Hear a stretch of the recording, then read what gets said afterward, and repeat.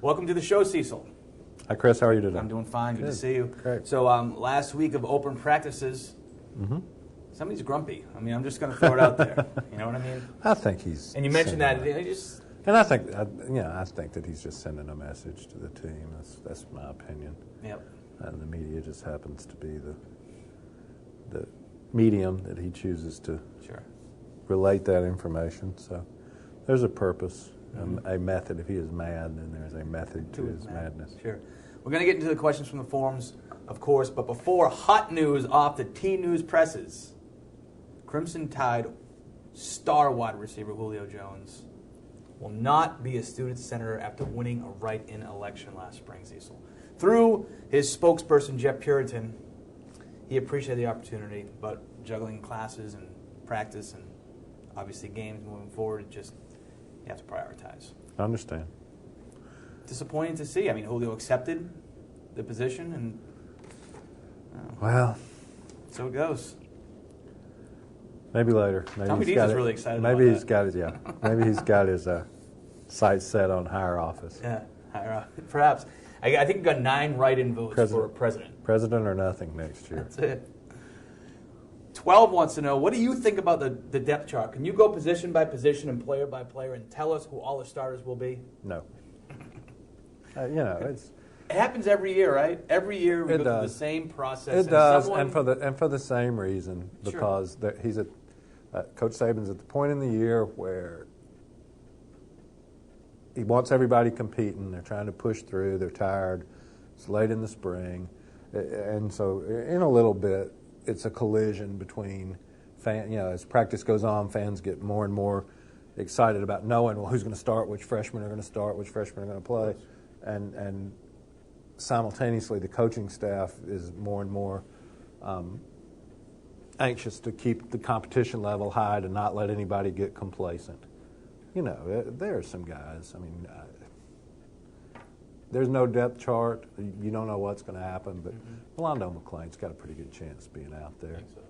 I think Julio Jones is starting. Terrence Cody, but you never know. I mean, you never know, and so it's just some. And as I try to point out, what are you talking about when you talk about a starting lineup or a depth chart? Anyway, the starting offense is different if Virginia Tech's guy kicks it through the end zone and Alabama starts at the 20, or if Javi runs it down to the 2 on a kickoff return. Because if it's at the 2, then it's going to be 2 tight ends and a fullback, and Terrence Cody might be starting on offense. Now, that's not a depth chart. That's not a guess. I'm not going to call Terrence Cody a starter by any means.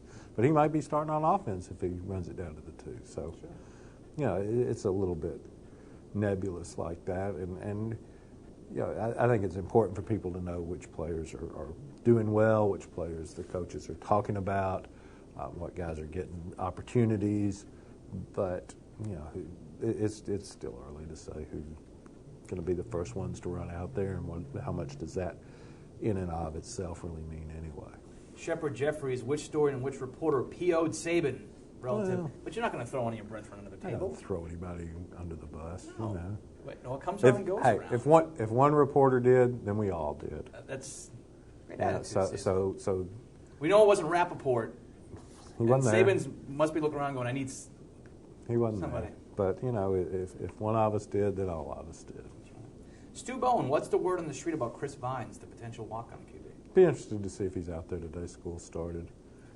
Guy who played in the Braves minor league system. He's expressed some interest in coming out there. So it's a possibility, where he would be, what plans about him would be. We'll just see. We'll see if he's out there today. Somebody's not very happy with you on the forum, Cecil. Really? Yeah. As someone who goes by the name of River City Tider. Okay.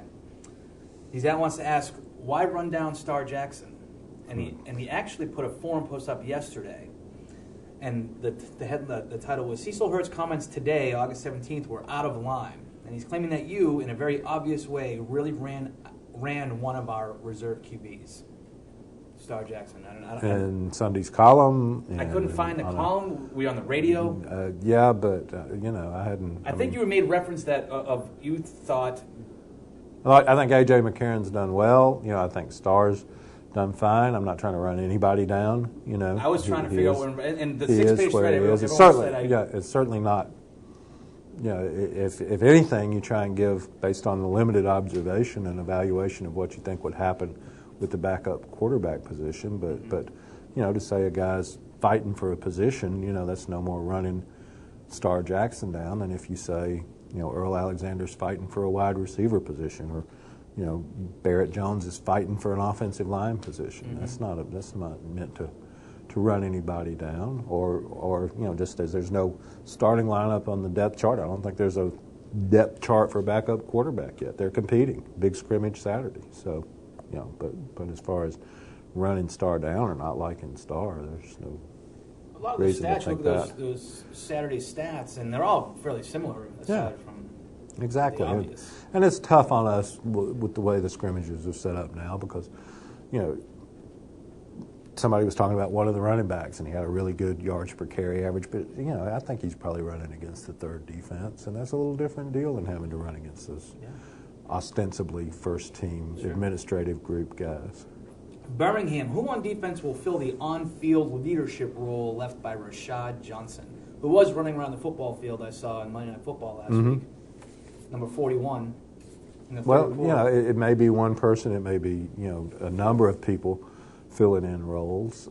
You would think that guys with more experience, guys like, it doesn't have to be seniors. It could be a guy like Dante Hightower could do some of that. So we'll see. Coach Saban, that's been one of the big emphases in the preseason is guys taking accountability for other guys. Not just doing your job, but telling the other guy when he's not doing his job. So I think some people are starting to do that, and you have to kind of wait till the heat of battle. You don't want to say, oh, it'll definitely be Rolando. I think Rolando does a lot of that anyway, and he certainly might be one of the guys to do that. But you never know. It comes from unusual places sometimes. Crimson Bleeder. Cecil, I've always thought Alabama needed a big power running back, not a smaller, supposedly quicker and more agile back. Sean Alexander was a power back, but he claims we haven't seen any since and thinks that Trent Richardson will follow in Alexander's footsteps. Two-part question. Do you agree with the assessment that Alabama needs a big power back? This person would love your thoughts, Crimson Bleeder. And two, even though Saban hates depth charts, blah, blah, blah, and talk of who is starting, do you see Richardson getting a lot of playing time this year? Yeah, I think he'll be in the mix to get some. Again, we'll see what happens in the scrimmage, and see how his ball security is and see how he performs. But everybody'd like to have one. Everybody out there would like to have that 230-pound guy that can. It's got enough speed to go. But if you don't have him, there's some little guys in the league. Like Michael Smith up at Arkansas, is a very successful guy. I think Coach Saban certainly looks for that kind of, big power back. He had him at LSU and would like to have him at Alabama. So we'll see. But I think Trent could certainly fit that bill. Yeah, and you can't. So could Eddie Lacy. Mark Ingram got plenty of carries last year. Yeah, and Mark Ingram, although he's not tall, he's a thick guy. He is. If you've seen him, and he's well put together. But you've seen Richardson. You know where he's coming from. You know his pedigree, and to think that he's not going to play. Yeah, he's going to play. Yeah, if everything, unless he's just really having struggle picking up the offense or can't hold on to the football or something that you don't see, in shorts and shoulder pads, then I think he'll play. Leon James and M.H. Frost sort of have combined questions, and this is lingering. It's been there. We've addressed it. You've addressed it several times. But now that we got a couple weeks of practice under the belt and we've seen some players on the offensive line, as training rolls on, which of the major preseason concerns does it seem will be less of an issue or more of an issue? Namely the big three: secondary, quarterback, offensive line.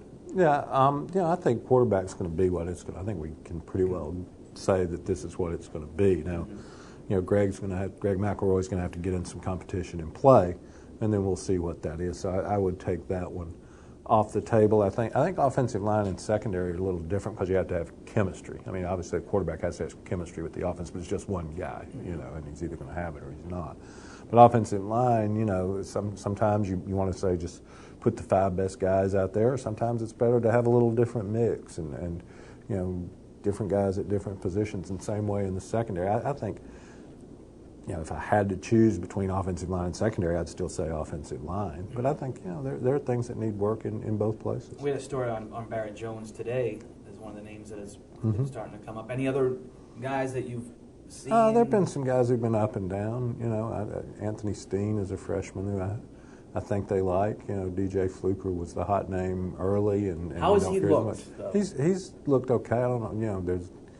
Again, we're not there for the scrimmage, and you don't know. There's a lot of rumblings that when he was against the first team, maybe needs some more experience. But again, I think DJ has been very kind of ill-served by people saying, "Oh, well, he's just another Andre. Andre he's can the leave. Tackle. He's going to come. Andre can leave, and he can plug in." And that's not fair to him for a lot of reasons. And just because Andre Smith was able to do it, that doesn't mean that no matter how big you are or how talented you are, that it's going to come that easily to you. It doesn't for most players. Well, that's it for Hoops, Cecil. So number one UA Hoops fan. Okay. Cecil, rather than rehashing the same old typical questions right before the football season starts, he'd like to ask you some basketball. Okay. One, have you heard any plans to get rid of that big, gaudy-looking script A at center court and doing some other kind of design? For example, the logo like we have on the field at BDS. They're changing things around over there. They've changed some seating around, put some student seating behind the benches and beside the benches. So I don't know what the other aesthetic changes will be, but I'll walk over there and we'll see and get that A. It could be like a Saban. If he doesn't like that A, like we'll a Saban get that hat. A out of there. Saban hat. What do you think? The big straw one.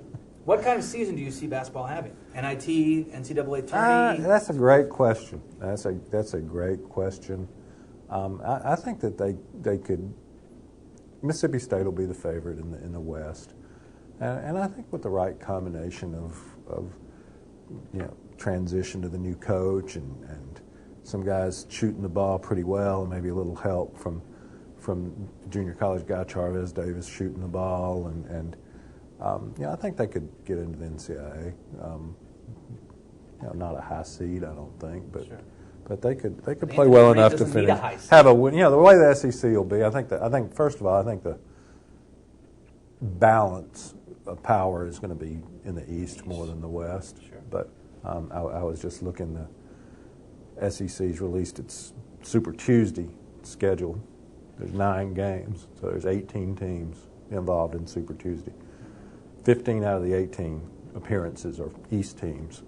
Mississippi State's got 1, Alabama's got 1, I think LSU's got 1, and that's it. Nobody else. You wouldn't know the West existed on Super Tuesday because it's all Kentucky, Tennessee, Florida. Sure. That's who ESPN wants. So the SEC, first of all, for Alabama to get in the SEC's got to be better. They've got to get 5 or 6 teams, and if they get 6, I think Alabama could be 5th or 6th best team in the league if everything goes right this year. It's going to be a very interesting year. It's going to be very interesting to watch the SEC unfold this year with all the new personalities. All right, that'll do it. Cecil, practice rolls on. Virginia Tech's getting closer and closer. Atlanta's getting closer. Game day is going to be there. ESPN will be in the house.